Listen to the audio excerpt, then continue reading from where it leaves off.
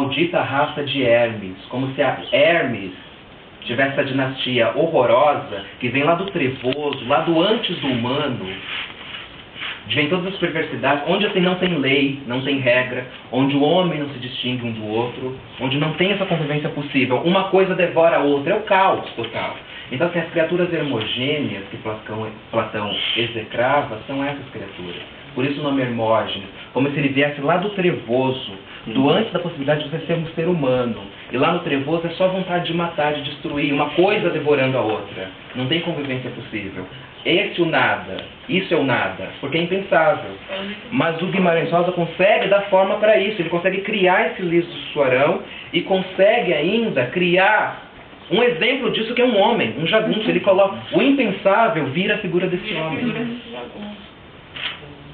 Que está em contato constante com esse nada, de dentro e de fora.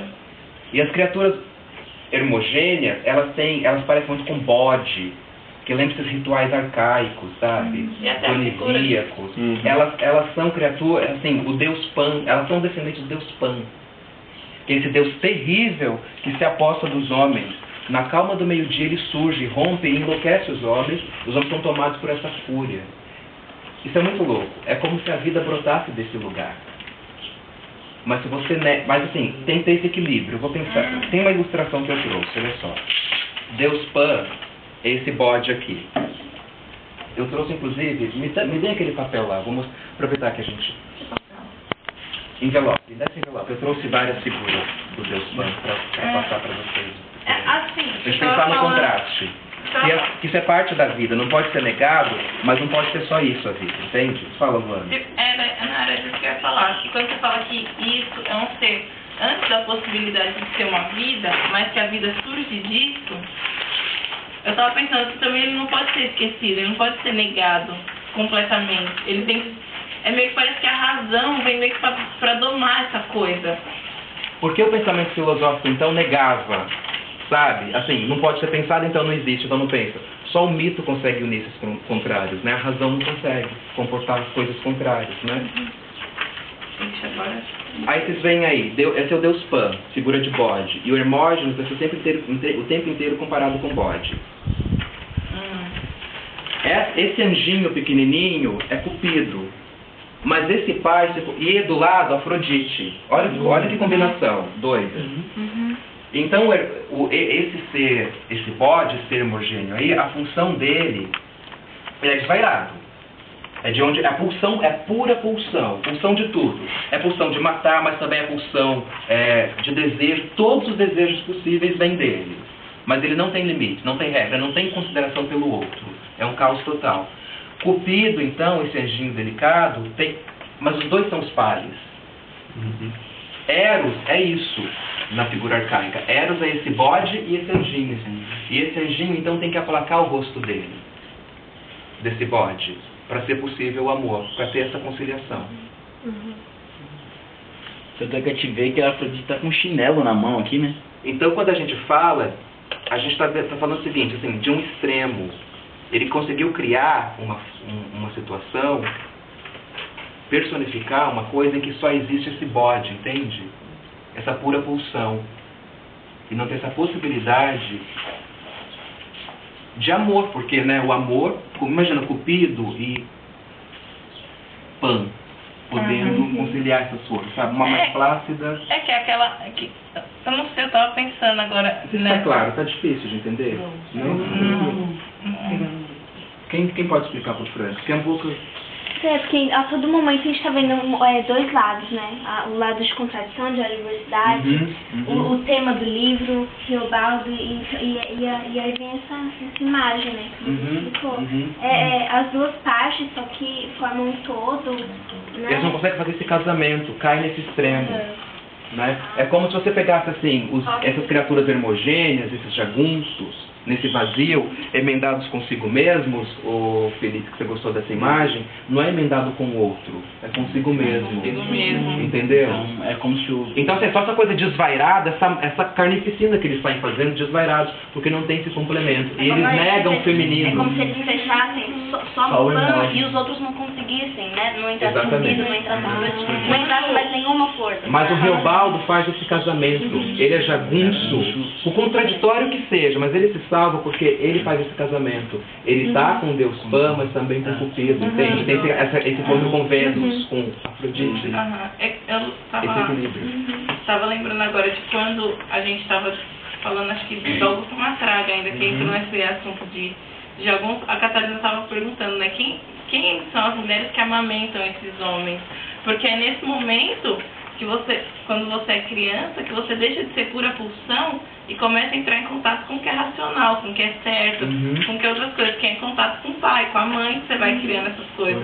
Então, quem são essas pessoas que estavam em volta desses homens que deixaram essa pulsão desvairada, né? Não ensinaram a eles a forma de lidar com essa pulsão e que virou essa barbárie, assim, né? É interessante que o Riobaldo tem um momento que ele pergunta exatamente isso. Fala, essas pessoas não têm mãe? Eles não tiveram mãe, Diadorim não? não tem mãe. Eles não tiveram... mas Riobaldo teve mãe. E não teve Riobaldo pai. só teve mãe. Diadorim só teve pai e não tem mãe.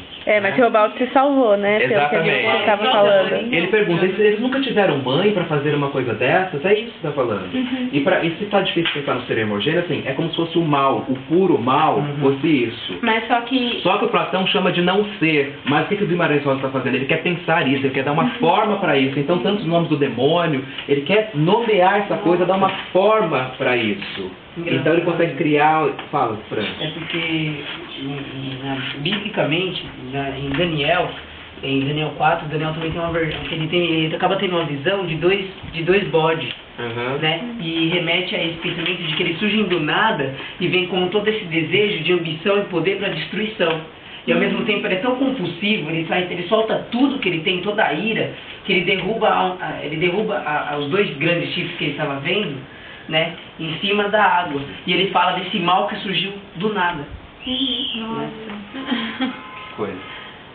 Mas eu acho que Diadorim é diferente, porque ele teve esse contato com o mal, porque ele teve o contato com o pai.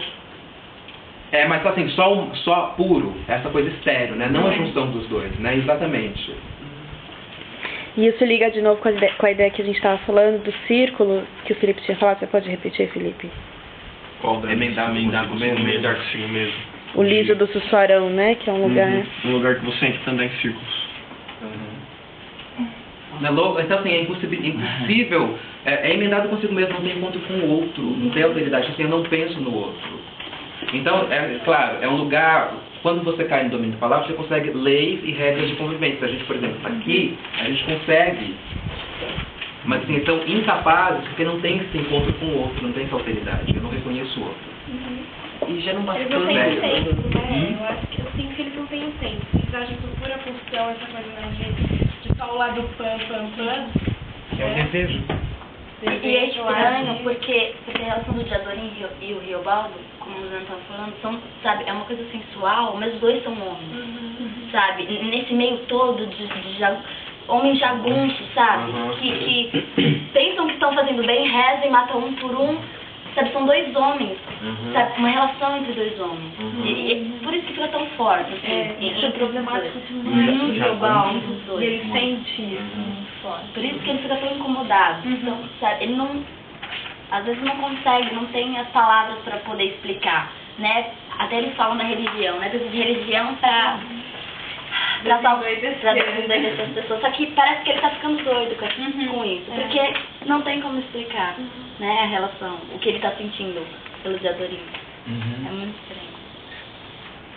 Depois a gente pode voltar nisso, né? Vamos lendo, porque mais assim, tem uma eu posso falando aos poucos, como isso vai se configurando, como que o modelo de civilização vai juntando essas funções. Fala da Célia. E já não bastando ele conseguir descrever todo esse caos, todo esse nesse liso do Sussuarão, ele coloca essa figura do Riobaldo, que é esse jagunço, mas que soube casar o Pan com Eros, e coloca assim, não para pôr o personagem à prova, mas o Rimbaldo se põe à prova para não se corromper com todo aquele caos. Talvez aí que ele tenha se tornado trágico, porque ele usou toda essa natureza como escudo. Maravilha. Parece que, assim, tá falando do começo dos tempos. Que ele tá falando do fundo mais arcaico